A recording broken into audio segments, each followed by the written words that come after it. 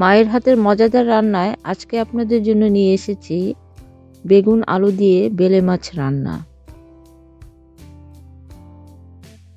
তার জন্য প্রথমে একটা কড়াইতে দুটো লম্বা বেগুন কেটে নিতে হবে। তার সাথে দিয়ে দিচ্ছি 2টা পরিমাণে বড় পেঁয়াজ কাটা কুচি করে, 1 চামচ হলুদ, 1 চামচ মরিচের গুঁড়া।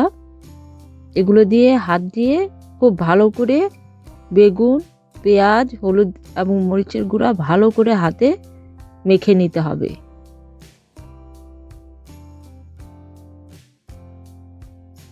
খুব ভালো করে মাখা হলে তরকারিটা খেতেও অনেক মজাদার হয়। এভাবে আস্তে আস্তে করে চেপে চেপে বেগুন, আলু, পেঁয়াজ সহ হলুদ মরিচের গুঁড়ো দিয়ে বেশ অনেকক্ষণ মেখে নিব।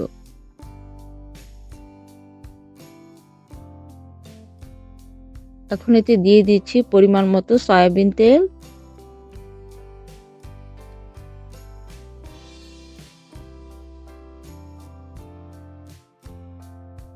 এরপর বেলে মাছের টুকরোগুলো উপরে ভালো করে ছড়িয়ে দিব। মাছগুলো আগে কেটে ধুয়ে খুব ভালো করে পরিষ্কার করে নেওয়া হয়েছে।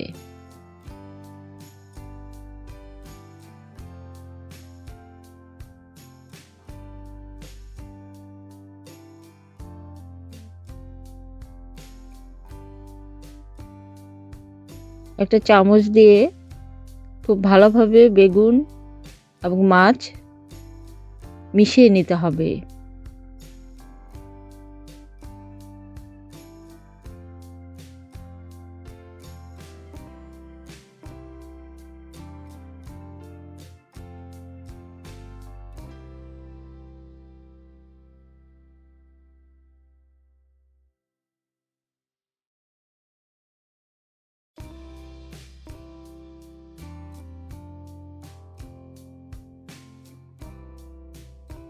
মাছ, আলু, বেগুন, পেঁয়াজ সব ভালো করে মিশে গেলে এর মধ্যে আপনারা খুব অল্প পরিমাণে 1/2 কাপ পরিমাণে গরম পানি এতে দিয়ে দিবেন।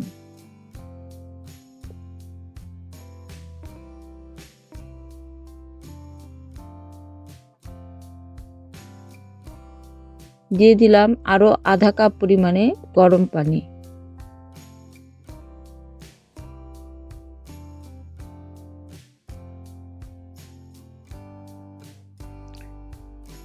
এক কাপ পরিমাণ গরম পানিতেই তরকারিটা হয়ে যাবে।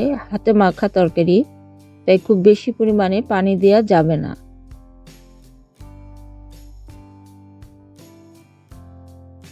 এখন চুলার জালটা ধরিয়ে দেওয়া হয়েছে। এতে পরিমাণ মতো লবণ দিয়ে দিচ্ছি।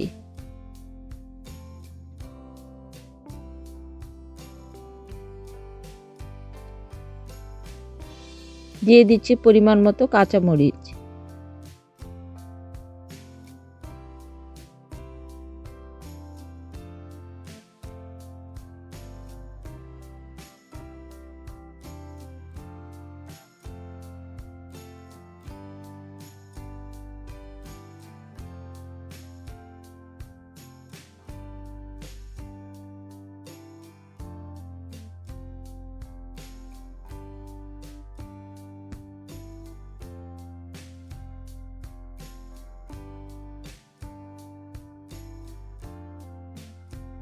আপনারা দেখতে পাচ্ছেন তরকারিতে পানির বলক আসতে শুরু করেছে।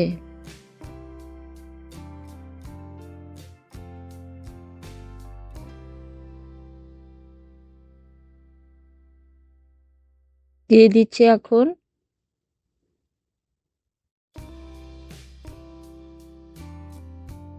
টমেটো কুচি করে কাটা,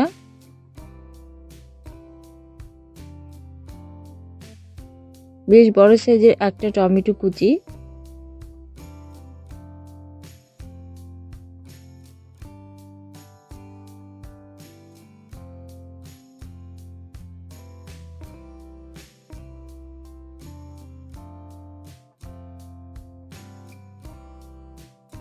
আপনারা এতক্ষণ দেখলেন আমরা কিন্তু এতক্ষণ ঢাকনা দিয়ে তরকারিটা ঢেকে দেইনি। যখন পানিটা সম্পূর্ণভাবে বলক আসতে শুরু করেছিল, তখন আমরা এটাকে ঢাকনা দিয়ে ঢেকে দিয়েছি।